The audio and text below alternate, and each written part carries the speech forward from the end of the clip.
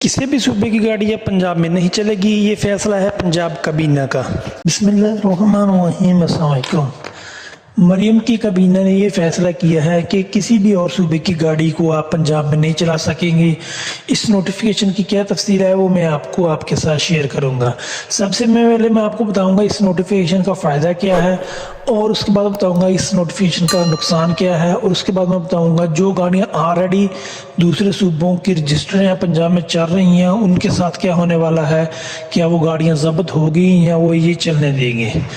तो व्यूअर्स, पंजाब काबीना ने मिलकर ये फैसला किया है कि किसी भी और सूबे की गाड़ी जब आप पंजाब में इस्तेमाल करोगे तो उस पर हमें बहुत ज़्यादा नुकसान होता है। हर सूबे का एक अपना बजट होता है और हर सूबा अपने बजट के हिसाब से काम करता है। जैसा कि आप सबको पता है कि कराची नंबर की गाड़ी पहले पंजाब में चलती थी, थोड़ी मुश्किल बनती थी, तो अब वो मुश्किल ख़त्म हो गई थी। लेकिन अब दोबारा इन्होंने जो फैसला किया है वो ये किया है कि किसी भी और सूबे की गाड़ी को हम पंजाब में इसलिए चलने नहीं देंगे क्योंकि जो हमारा बजट है उसमें हमें बहुत ज़्यादा लॉस होता है। आप सबको पता है कराची नंबर की गाड़ी सस्ती मिलती है। अगर आप कराची से गाड़ी लेकर इधर चलाते हैं तो आपके लिए कोई इतनी मुश्किल नहीं बनती, क्योंकि पंजाब में गाड़ियाँ के रेट बहुत ज़्यादा हाई हैं।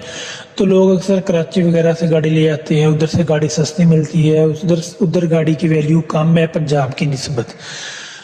तो इन्होंने कहा है कि जब आप कराची से गाड़ी लेकर पंजाब में आते हो तो आप इसको इधर से जब इसका टोकन टैक्स को 1 साल के बाद अपडेट करते हो तो जिसकी वजह से उसकी जो इनकम होती है वो कराची में ट्रांसफ़र हो जाती है। अगर आप इस्लामाबाद की गाड़ी को इधर पंजाब में यूज़ करते हो तो साल के बाद उसकी भी जो इनकम होती है वो इस्लामाबाद सूबे में चली जाती है। जिस सूबे की गाड़ी होती है अगर आप वो किसी और सूबे में जाकर उसको टोकन टैक्स को अपडेट करते हो तो उसकी इनकम पंजाब में नहीं रहती, उसी सूबे में हो जाती है, क्योंकि उस गाड़ी की रजिस्ट्रेशन और नंबर उसी सूबे का होता है। तो इसलिए मरीम नवाज की काबीना ने कहा इस तरह हमें हर साल अरबों का नुकसान होता है, क्योंकि पंजाब में बहुत ज़्यादा गाड़ी वो कराची नंबर इस्लामाबाद नंबर की चलती है। तो साल के बाद जब उसका टोकन टैक्स अपडेट करते हैं तो वो कहते हैं उसका जो बेनिफिट है वो सूबा ले जाता है, तो हमें तो उसका कोई बेनिफिट भी नहीं मिलता। इसलिए हमने ये फैसला किया कि हम दूसरे सूबों की गाड़ी को पंजाब में नहीं चलने देंगे। तो इसका नुकसान क्या है? इसका नुकसान ये है कि पंजाब में ऑलरेडी गाड़ियों का रेट बहुत ज़्यादा हाई है। अगर दूसरे सूबों की गाड़ी इधर चलने ये नहीं देंगे तो गाड़ियों के रेट पहले से ज़्यादा हाई हो जाएंगे, क्योंकि अक्सर आप लोग इधर पंजाब से गाड़ी लेते हैं उसका नंबर इस्लामाबाद का लगवा लेते हो, क्योंकि इस्लामाबाद का नंबर लेना एक थोड़ा आसान है, दूसरा उसका लाइफ टाइम टोकन टैक्स है, उसकी रीजल ज़्यादा है, इस्लामाबाद के नंबर की वैल्यू ज़्यादा है, जिस वजह से अक्सर लोग ये कहते हैं। या फिर कैरी डब्बे का जो नंबर होता है वो इधर इस्लामाबाद नंबर है वो 6 सीटर पास होता है, इधर पंजाब में आपको कैरी डब्बा 4 सीटर पास होता है, इसलिए लोग अक्सर वो इस्लामाबाद का नंबर लगवा लेते हैं। तो उसका नुकसान भी ये होगा, गाड़ियों के रेट हाई ज़्यादा हो जाएंगे। तो उसके बाद जो गाड़ियां ऑलरेडी पंजाब में मौजूद हैं, जो पंजाब में चल रही हैं, तो उसके लिए क्या होगा? उसके लिए ये होगा कि वो कह रहे हैं हम 120 दिन का परमिट देंगे। अगर आपने कराची से कोई आदमी इधर पंजाब में आ रहा है सफ़र करने के लिए तो वो 120 दिन का परमिट उसके पास होगा। 120 दिन वो पंजाब में गाड़ी चला सकेगा, उसके बाद फिर उसको वापस जाना होगा।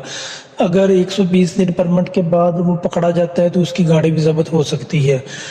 तो इसी तरह फिर ये एक सूबा दूसरे सूबे को अगर ये कानून लागू हो जाता है या इसका नोटिफिकेशन कन्फर्म हो जाता है तो फिर एक सूबा दूसरे सूबे के दरमियान जो फासले बहुत ज़्यादा बढ़ जाएंगे।